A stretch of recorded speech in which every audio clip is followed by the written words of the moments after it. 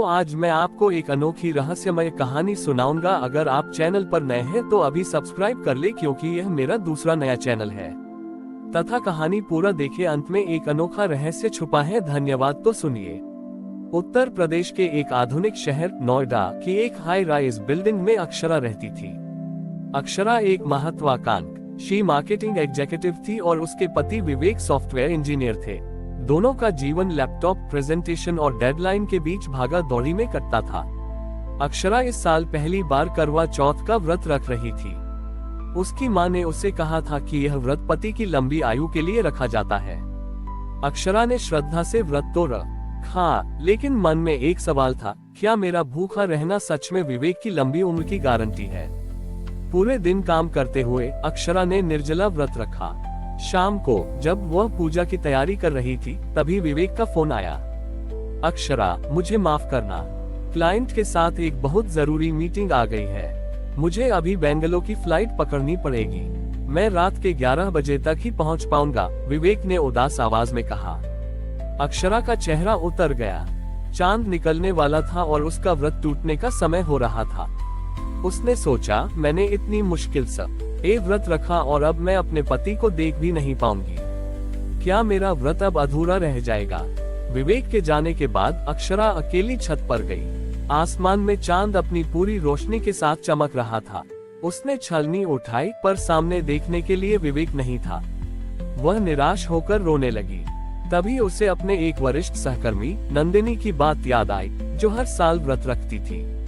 नंदिनी ने एक बार कहा था, व्रत खाने का नहीं बल्कि समर्पण का होता है। अक्षरा ने गहरी सांस ली।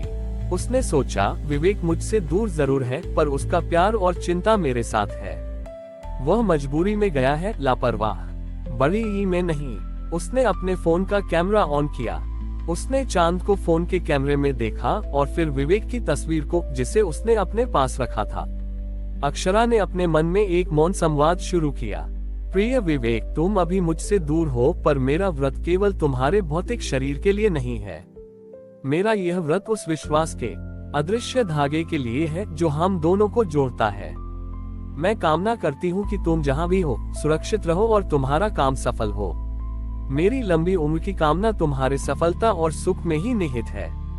उसने फोन पर विवेक की तस्वीर देखी और उसी पल अपने हाथ से पानी पी लिया। रात 11 बजे विवेक घर लौटा। वह बहुत थका हुआ था। उसने देखा कि अक्षरा जाग रही है। अक्षरा, तुमने मेरा इंतजार किया, तुमने व्रत कैसे तोड़ा? विवेक ने पूछा। अक्षरा मुस्कुराए और बोली, आपका इंतजार नहीं किया, पर आप दूर से ही मेरे पास थे। मैंने आपका समर्पण और आपका प्रेम देखकर व्रत तोड़ा।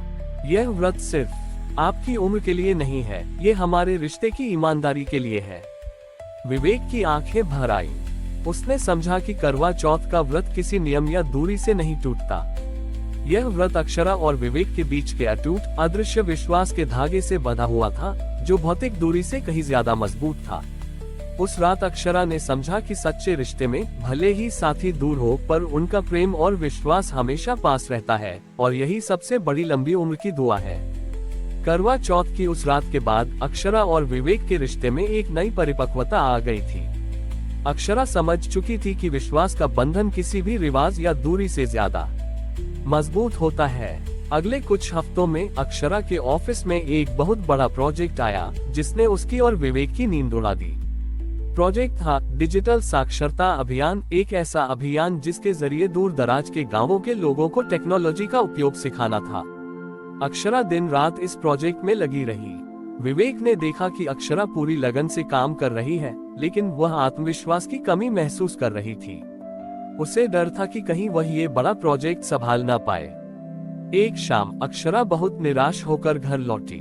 विवेक ने उसे सहारा दिया और कहा, अक्षरा, मुझे याद है पिछले करवा चौथ पर तुम अकेली थी, पर तुमने अपने विश्वास के सहारे व्रत तोड़ा था। तुमने कहा था कि यह व्रत हमारे रिश्ते की ईमानदारी का है। विवेक ने आगे कहा, ये प्रोजेक्ट भी तुम्हारे लिए एक व्रत जैसा ही है। इसमें भूखा नहीं रहना है, पर तुम्हें अपनी क्षमताओं पर विश्वास बनाए रखना है। जिस तरह उस रात तुमने मुझे देखे बिना भी व्रत पूरा किया था, उसी तरह इस प्रोजेक्ट को भी अपनी आंतरिक शक्ति पर भरोसा करके पूरा करो। मैं तुम्हारे साथ हूँ, ठीक उसी तरह जैसे उस रात मैं दूर होने पर भी तुम्हारे साथ था। विवेक के इन शब्दों ने अक्षरा को नई ऊर्जा दी। उसे लगा कि उसका पति न केवल उसकी लंबी उम्र की कामना करता है, बल्कि उसके सपनों की सफलता की भी कामना करता है। अगले दिन अक्षरा ने पूरी लगन और नए आत्मविश्वास के साथ काम किया। उसने अपनी टीम को संगठित किया और डिजिटल साक्षरता अभियान को न केवल शहर में बल्कि आसपास के गांवों में भी सफलतापूर्वक लॉन्च किया। उसका डिजिटल साक्षरता अभियान जबरदस्त हिट रहा। जब प्रोजेक्ट की सफलता पर एक बड़ा समारोह आयोजित हुआ तो अक्षरा को स्टेज पर बुलाया गया। उसने अपने भाषण में कहा, मेरी सफलता का श्रेय सिर्फ मेरी मेहनत को नहीं जाता, बल्कि मेरे और मेरे पति के बीच के एक अदृश्य बंधन को जाता है। एक ऐसा बंधन जिसने मुझे सिखाया कि अगर आपका विश्वास सच्चा हो तो कोई भी दूरी या चुनौती आपको आगे बढ़ने से नहीं रोक सकती। अक्षरा ने अपनी कहानी से यह साबित कर दिया कि करवा चौथ का सच्चा अर्थ सिर्फ एक दिन का उपवास नहीं है, बल्कि जीवन के हर क्षेत्र में समर्पण, विश्वास और आपसी सहयोग के धागे को मजबूत करना है। अक्षरा के डिजिटल साक्षरता अभियान की सफलता ने उसे और विवेक को ये सिखा दिया था कि उनका रिश्ता सिर्फ एक दूसरे की लंबी उम्र की दुआ मांगने तक सीमित नहीं है, बल्कि एक दूसरे के उद्देश्यों और सपनों में सहयोग करने का नाम है। विवेक, जो अपनी पत्नी के साहस से बहुत प्रभावित था, ने अगले करवा चौथ से ठीक एक हफ्ते पहले अक्षरा को अपने पास बुलाया। विवेक ने कहा, अक्षरा, मुझे पता है कि करवा चौथ पर तुम मेरे लिए व्रत रखती हो, लेकिन मैं चाहता हूँ कि इस बंधन में मेरा योगदान भी समान हो। इसलिए मैंने एक नई रस्म के बारे में सोचा है। अक्षरा उत्सुक हो गई। विवेक ने समझाया, ये रस्म है सहयोग संकल्प। करवा चौथ के व्रत के दिन जब तुम मेरा चेहरा देखकर व्रत खोलोगी तो उस रात हम सिर्फ खाना नहीं खाएंगे, हम दोनों एक दूसरे के लिए एक एक संकल्प लेंगे। तारांकन अक्षरा का संकल्प, वह विवेक के लिए ऐसा संकल्प लेगी जो उसके व्यक्तिगत या पेशेवर विकास को आगे बढ़ाए, जैसे उसकी किसी नई तकनीकी स्किल को सीखने में मदद करना या उसकी नींद पूरी करने के लिए 1 महीने तक घर के काम में ज्यादा हाथ बटाना।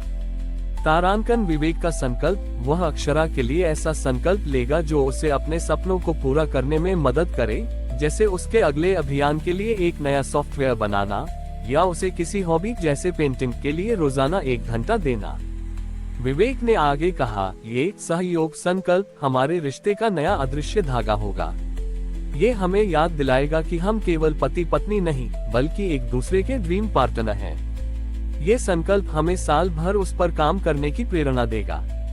अक्षरा की आंखों में चमक आ गई। यह विचार उसे बहुत पसंद आया।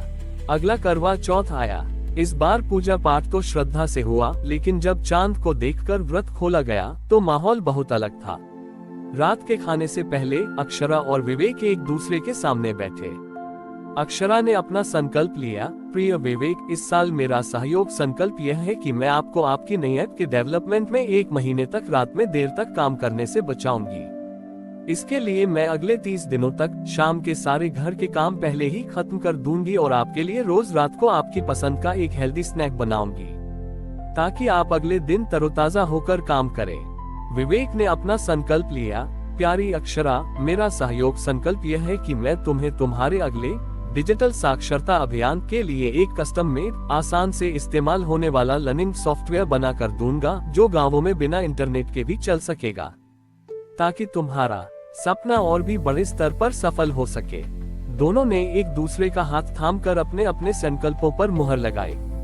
इस तरह करवा चौथ का ये व्रत अब केवल लंबी उम्र की कामना का नहीं रहा, बल्कि सपनों को साकार करने और एक दूसरे के विकास में सक्रिय रूप से सहयोग करने का एक वार्षिक उत्सव बन गया। अक्षरा और विवेक ने साबित कर दिया कि प्रेम और विश्वास का सबसे मजबूत धागा वह होता है जो 2 व्यक्तियों को एक दूसरे के लक्ष्य को पूरा करने में मदद करता है। हमारी और भी आध्यात्मिक एवं अनोखी कहानियाँ देखने के लिए हमारे चैनल पर जाएं तथा धार्मिक एवं पौराणिक अनोखी कहानियाँ हमारे चैनल पर है। कृपया जाके देखें तथा हमारे चैनल को सब्सक्राइब करके रखें और वीडियो लाइक जरूर करें। धन्यवाद।